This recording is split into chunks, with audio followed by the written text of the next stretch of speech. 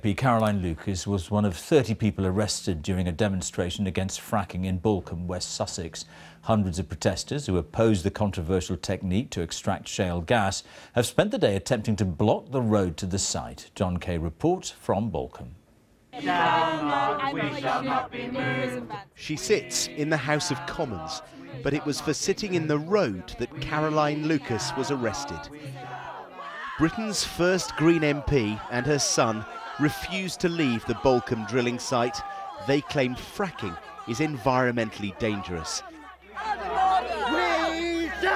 He was removed by police officers first, then his mother was also led away. They have tried to use the democratic processes.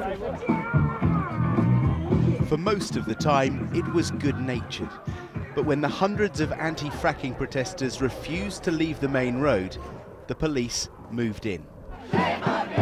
Suddenly, the festival atmosphere turned into a standoff in the Sussex countryside.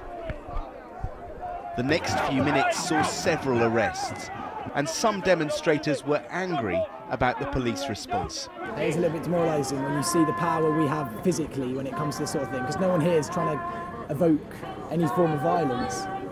You can hear it. This is the atmosphere we're trying to live in. Officers from several forces have been called in to help here. Tonight they defended their tactics.